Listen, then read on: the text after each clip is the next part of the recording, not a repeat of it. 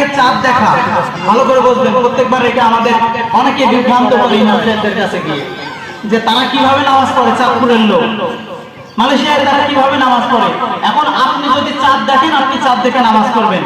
এখন এটা দেখতে হবে পৃথিবীতে থেকে, কারণ আপনি যদি মহাশূন্যে ওঠেন, মহাকাশে যান, মহাকাশের যে কোনো জায়গা থেকে চাঁদকে সমানভাবে দেখা যায়।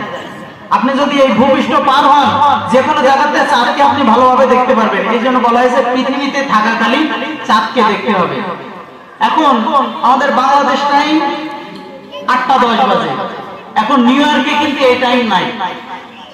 আবার আপনি সৌদি আরবে যান, তারা আমাদের থেকে 2 থেকে 3 ঘন্টা পিছিয়ে আছে। অর্থাৎ পৃথিবীর হিসেব ধরা হয় জাপান থেকে, সূর্যোদয়ের দেশ জাপান, সেখান থেকে পর্যায়ক্রমে যে দেশগুলো আছে এইভাবে সূর্যোদয় হবে, এইভাবে তারা টাইম বিভক্ত করে রাখে। তাহলে আমরা যে সময় ফজরের নামাজ পড়ছি নিউ ইয়র্ক ক্যালিফোর্নিয়ায়, তখন দেখা যায় তারা ইশার নামাজ পড়ছে। আমরা যখন জোহরের নামাজ পড়ছি সৌদি আরব, আমরা যখন আসরের নামাজ পড়ছি মধ্যপ্রাচ্যের দেশগুলোয় দেখা যায় তারা জোহরের নামাজ পড়ছে। তাহলে আমাদের আসরের সময় যদি তারা আসরের নামাজ না পড়ে, আমাদের জোহরের সময় তারা যদি জোহরের নামাজ না পড়ে, আমাদের ফজরের সময় যদি তারা ইশার নামাজ পড়তে পারে, তাহলে তাদের ঈদের সময় আমাদের ঈদ করতে হবে কেন? এই জন্য এই হিসাবটা রাখা জরুরি। তাদের সঙ্গে চাঁদ যেখানে দেখা যাবে সেখানে ঈদ করতে হবে।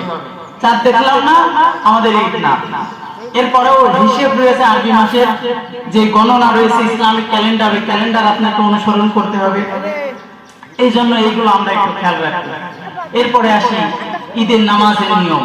এটা নিয়ে প্রতিবার বিভ্রান্ত হয়, যে বিষয়গুলো আমাদের জানা হয় না। ঈদের নামাজ এমন একটা গুরুত্বপূর্ণ নামাজ, যদিও এটা ওয়াজিব নামাজ, কিন্তু এর গুরুত্ব বেশি। আমরা ঈদগাহের মাঠে আসি 1 মাস রোজা থাকার পরে, বা অনেকে আসি রোজা থাকেই না, যাই হোক সেটা আমি আর গেলাম না। আপনারা ঈদের নামাজ পড়ার সময় একজন আরেকজনের দিক তাকায়ে ঈদের নামাজ পড়েন। আবার কেউ কেউ ঈদের নামাজ পড়তে এসে জানাজার নামাজ পড়ে, বারবার হাত তুলে করে জানাজার নামাজ পড়ে দেখা যায়, এরকম এক অবস্থা। তো ঈদের নামাজের সিস্টেমটা কি ভালো করে বুঝবেন।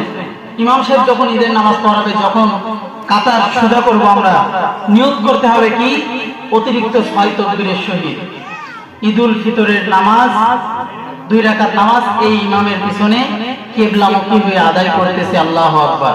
এটা আরবিতে বলার কোনো দরকার নেই, অন্তরের ভিতরে নিয়ত থাকলেই হবে। বাংলাতে বললে আদায় হয়ে যাবে, এটার ভিতরে বাড়াবাড়ির কোনো কিছু নেই। 1 নম্বর।